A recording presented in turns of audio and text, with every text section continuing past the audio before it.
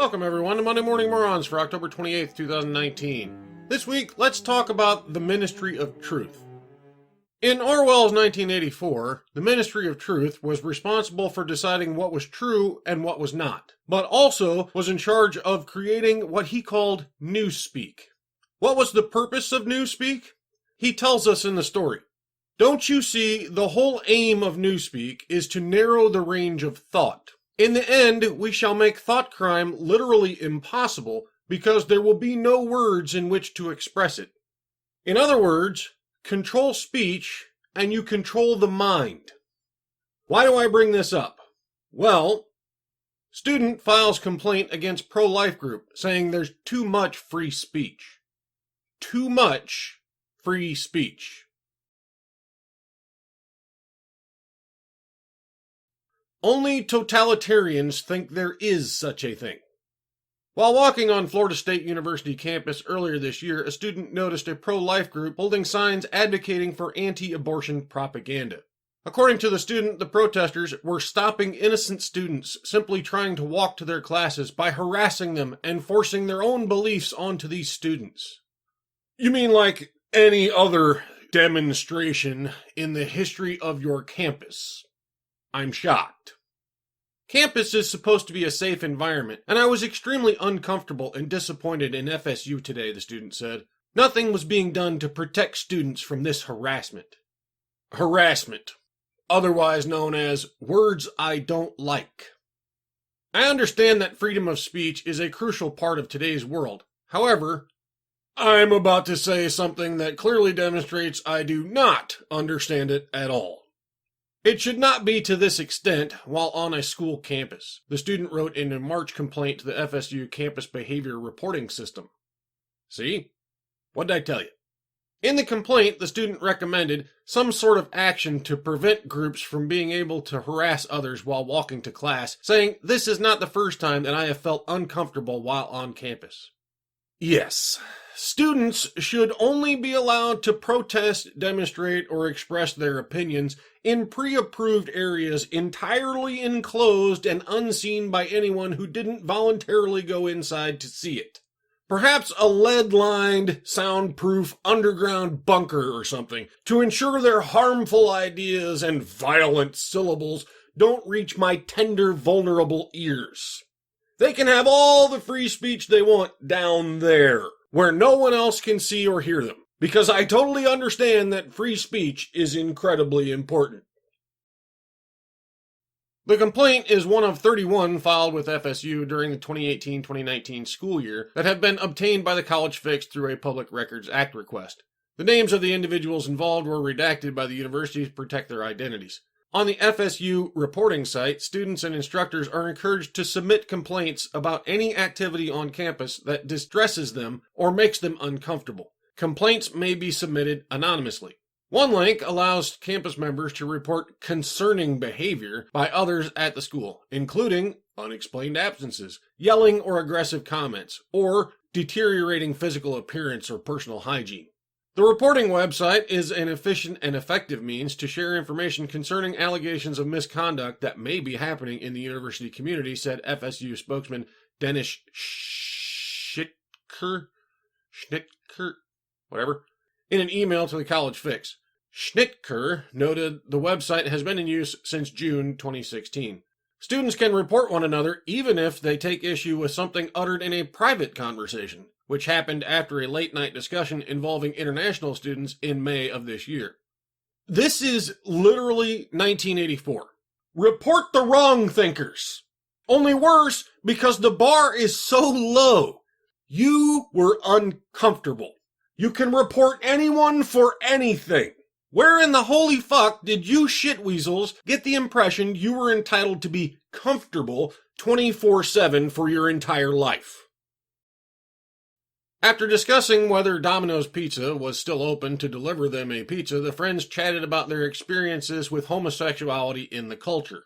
One student said that when growing up overseas, gay people were mistreated, beaten, killed, and overall just abused in the country. Another student said they didn't see a gay person until they moved to America at age 10, and when they did, their reaction was, "What is that?" Another student, discussing the way times have changed, said their friends would often use the word faggot. The students went on to discuss a gay friend of theirs, saying nobody would believe he was gay because he's muscular, played sports, and had girls that liked him. One of the students in the group, who the other students knew was gay, nonetheless reported the group to the administration for the content of the discussion. The gay student said he told the other participants to stop using the word faggot, but they were dismissive. They repeatedly state that they have to respect people's choices in reference to sexual orientation, the complaint reads. Then they expound on their religious beliefs, stating that the church made them respect people's choices. The gay student said the other students should be educated on the matters that they discussed in the group.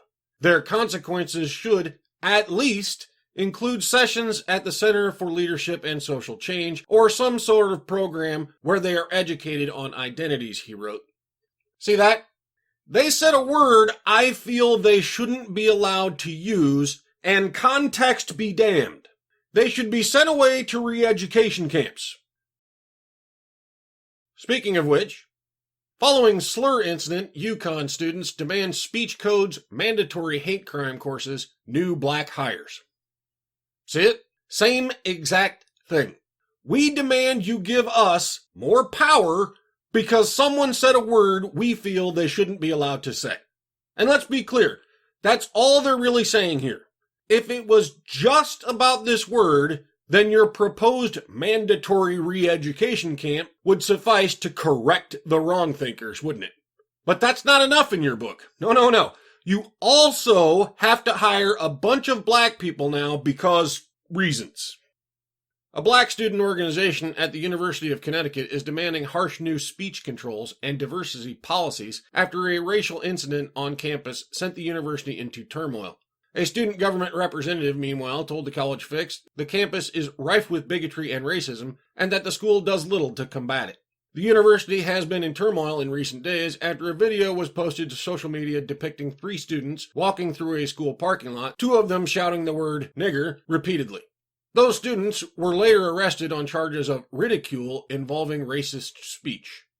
Following the incident, UConn student chapter of the NAACP released a set of demands targeted at the university. The demands include that the university issue a public statement condemning acts of racism on campus, that it institute a large cluster hire of black administration, faculty, staff, and police officers, and that the school implement a required first-year course that addresses diversity, racism, and hate crimes.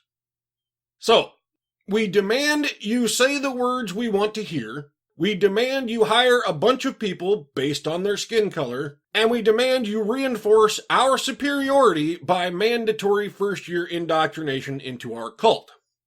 That's all you said there. The students are also calling on the university to consult with the group to create specific guidelines and consequences in its student code of conduct for hate speech, including punishments for racism, hate speech directed at individuals in public and or private areas. They were already arrested for saying the special word. But no, there needs to be more punishment because we will not be appeased until you all kneel before us. You know, for equality, of course. The student group also targeted the campus's Delta Epsilon Psi fraternity. Student activists have alleged that a racist incident took place there earlier this month. The NAACP chapter demanded that the fraternity issue a public apology to the victim of a racial discrimination harassment that occurred at their fraternity party, and that the frat be thoroughly investigated and evaluated for the incident. See, it always begins with the same demand. Say the words we want you to say. Reinforce our narrative that you are all bigots who need to be purged. Admit your sin, kneel before us, and beg our forgiveness, heathens. And when you've finally submitted to our judgment, we will send you off to our re-education camps, where you will be purged of the harmful sin of disagreeing with us. There we will teach you. Professor says grading, good grammar are examples of white supremacy. The absolute supremacy of our feelings over all things. Ball State University recently hosted a presentation to engage with the question of how English language practices in college classrooms contribute to white supremacy. Learning to speak or write correctly in your country's predominant language is absolutely racist, you blasphemous heathens, because we didn't learn how to do that, and of course trying to teach us is white supremacy. Gotta love that circular logic there.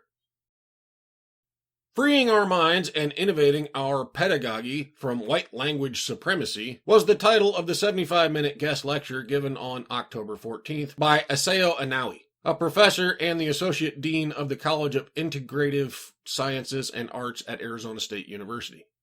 Do you know the most spoken language on Earth by chance? Mandarin. Just thought I'd throw that out there.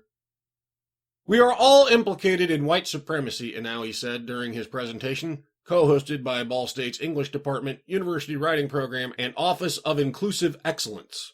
This is because white supremacist systems, like all systems, reproduce themselves as a matter of course, he said. This includes reproduction of dominant, white, middle-class, monolingual standards for literacy and communications. Did anyone else catch that? Like all systems. And that's the thing. These Fruit Loops aren't pissed about systems. They're just pissed because it's not their system. If it was a system that totally benefited them over everyone else, then it would be perfectly fine. They're bullshit artists. That's all they are. They don't give a fuck about equality or justice or fairness or equity or any of those other fucking buzzwords they love to use to sell this pile of bullshit. They only care about power, specifically their own. And they want more of it because they're megalomaniacal authoritarians who think they should be entitled to rule you. White language supremacy, according to Anawi, is the condition in classrooms, schools, and society where rewards are given in determined ways to people who can most easily reach them, because those people have more access to the preferred and embodied white language practices. And part of that access is a structural assumption that what is reachable at a given moment for the normative white monolingual English user is reachable for all. Funny, and here I was my whole life thinking teachers just graded whether or not an answer was right. I had no idea they totally decided right answers based on who gave them and who didn't. Seems like a rather weird way to grade anything now that I think about it. I mean, what happens if a black person and a white person give the same answer? Does it break the space-time continuum? Are we stuck in some horrible paradox forevermore? Your school can be racist and produce racist outcomes, Anawi said, even with expressed values and commitments to anti-racism and social justice. There are no racist outcomes without racist intentions. Racism requires intent. In one of his slides, Anawi states that grading is a great way to protect the white property of literacy in schools and maintain the white supremacist status quo without ever being white supremacist or mentioning race. Yeah, that, or it could be to teach people how to read, write, and communicate in a language they aren't born knowing. You know, letting people know when they were wrong helps them correct their errors and get to right. We must rethink how we assess writing if we want to address the racism Anawi wrote in his 2015 book, Anti-Racist Writing Assessment Ecologies, Teaching and Assessing Writing for a Socially Just Future.